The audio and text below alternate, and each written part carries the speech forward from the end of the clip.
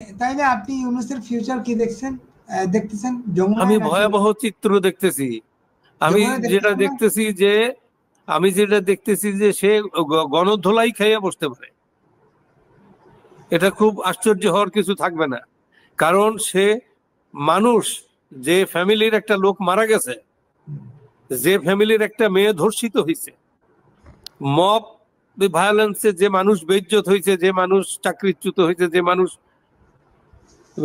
মারা গেছে, তো তাদের আত্মীয় স্বজন, তাদের লোকজন আছে না, তাদেরকে, এবং আওয়ামী লীগের কত লোক, আমি আওয়ামী লীগের কথাই বলি, আওয়ামী লীগের কত লক্ষাধিক লোক, আওয়ামী লীগের যারা ফিজিক্যালি হয়েছে, পাইছে, যাদেরকে হত্যা করা হয়েছে, বাড়ি ঘর লুটপাট করা হয়েছে, দোকানপাট নিয়ে গেছে, বাচ্চা কাচ্চাদের সমস্যা তৈরি হয়েছে, তারা গণপিটুনি হয়েছে। তার মুক্তিযোদ্ধা, একটা মুক্তিযোদ্ধার পিছনে অন্তত 50 জন তার সমর্থক থাকে, এখনো আছে।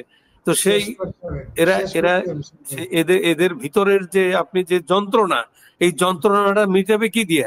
এইটা আইন করেও কখনো মিটানো যাবে না। এইটা হচ্ছে গণধোলাই, মব না, কিন্তু গণধোলাই। মব তো উনি নিয়ে আসলেন, ওনাকে মব তো নিজেরা তৈরি করে, কিন্তু আমি মবের কথা বলছি না, গণধোলাই হবে, গণপিটুনি, গণধোলাই হবে তার এবং তার সাথের যারা আছে। এগুলো পালানোরও পথ পাবে না। কোন দিক দিয়ে পালাবে? পালানো তো চারিদিকেই, তো 3 দিকেই তো ভারত, বঙ্গোপসাগরেও কিন্তু সব ওনরা আটকাই ফেলাইছে। এই যে সাগর বলে যে we are the guardian of the ocean, এই কথা বলে ওটাও হারাইছে।